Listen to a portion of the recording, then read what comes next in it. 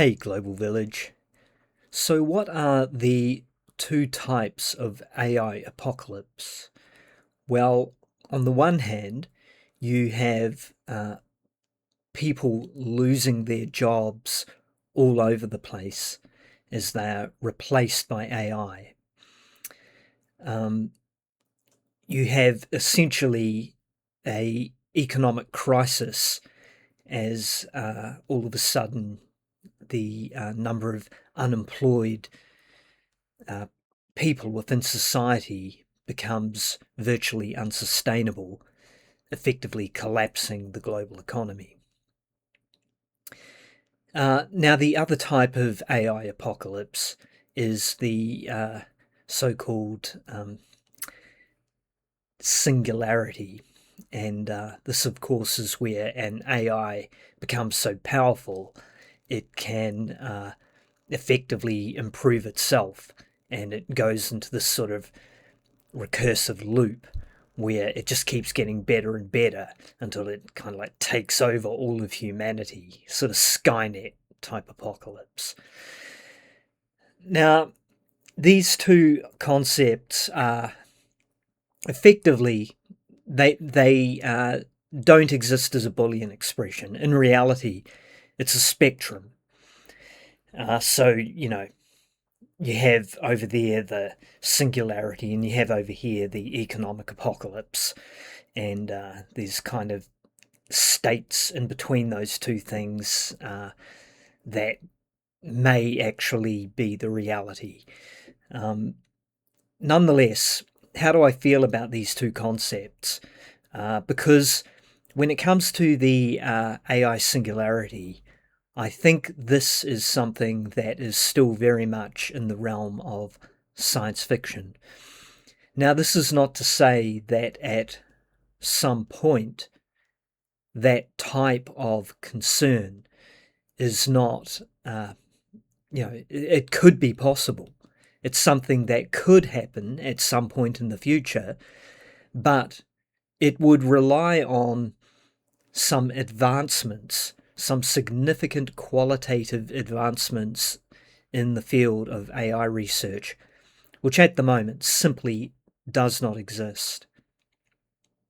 In point of fact, these large language models and the machine learning mechanisms and what we call neural networks, which I think is a stretch. They're neural only in the crudest sense of the word, because yes, these neurons hold weights, and we have reason to believe there is something similar to weighting happening in our own neurons. But that's about all we know, and that's about the only comparison we can really make with our own actual neural networks, along with a kind of a superficial topical similarity. But we don't really understand the true nature of our own intelligence and indeed how our own brains really work. So again, to call them neural networks, it's a bit of a stretch. They're not organic neural networks, and we are still just little babies in that particular field of scientific endeavor.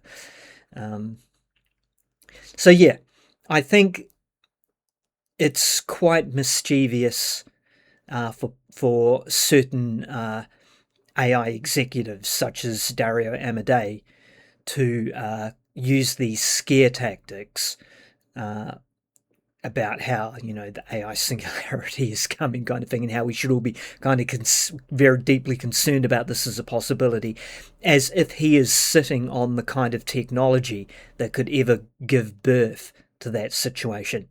100% not true. And I believe the reason he is doing that is he is using quite a sophisticated method of drumming up interest and focus on his product, Anthropic, his company. Because when a venture capitalist hears this kind of stuff, like 70 to 80% of staff losing their jobs in the near future, and these AI tools are becoming so sophisticated that they represent a danger to, national security, blah, blah, blah. When he does that, these venture capitalists don't think, oh my God, this is terrible. My God, the world is in danger from some sort of AI overlord. No, what they think is, holy shit, I need to get on this train before it leaves the station. And so they start throwing money at these AI companies. So he's just playing a game, a very effective game to help him build the profile and the amount of investment funds he's managing to acquire. And at the moment, he seems to be more successful at doing that than his competitors, notably Sam Altman and Elon Musk.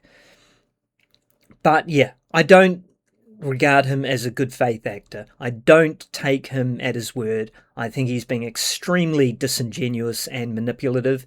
And because in some sense he's somewhat more sophisticated in the narrative he's trying to create, it makes him potentially more dangerous, almost more dislikable, if that's even possible, given the competition. Now, the other major danger here, the other dystopia of people losing their jobs, etc., well, that is something that is a lot nearer future and to a certain degree has already been happening. But it's not really been happening because these technologies are living up to the hype. It's more because a lot of CEOs, company executives, etc., are kind of buying into the hype train and want to be ahead of the curve, and so they're adopting AI technologies into their companies before they've actually been fully proven to actually be more efficient. And a lot of these organizations are now getting burnt as they realize it's not leading to lower costs and improved profitability, etc. Nonetheless, it's very disruptive because you currently have students, graduates who are trying to understand what they should be doing, what they should be studying to prepare themselves for a potential AI future. And so a lot of people are choosing maybe not to develop skill sets that in the past would have been, regarded as absolutely essential for the continued function of our societies. So what may happen is when this AI bubble bursts, when it fails to deliver, all of a sudden we've got a lack of skilled people in certain areas because everyone's been so convinced that this AI thing is going to be taking over the planet. And on that note, I want to present a case as to why this whole 70 to 80% of white collar workers are going to be losing their jobs in 1 or 2 years, which is what Dario Amodei has been kind of espousing along with Sam Altman for quite some time now.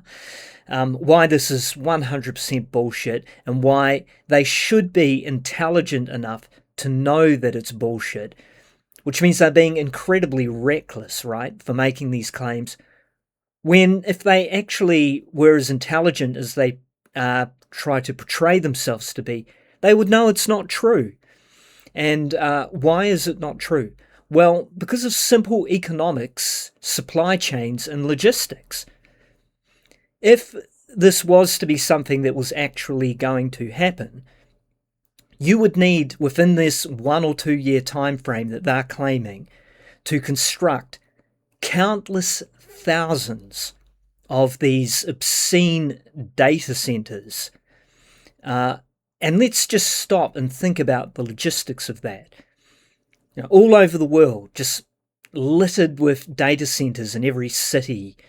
Do you think that we have the raw materials and supplies and the manufacturing capabilities at scale to build these data centers, to fully kit them out?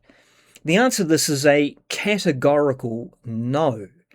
Who provides these GPUs? There's only one company, and it's NVIDIA.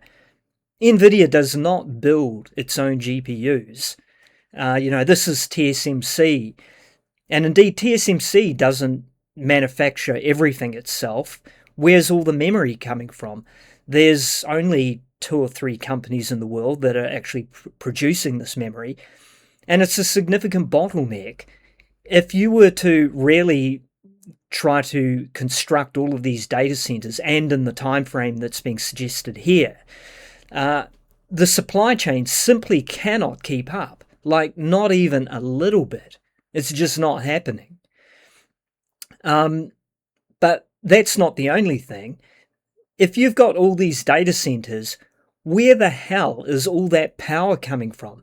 Because these data centers are power hogs, and they're also environmentally destructive, as many small towns in America are coming to discover as these data centers are being built in their communities, consuming precious water, competing with farmers, causing economic damage to these small towns, which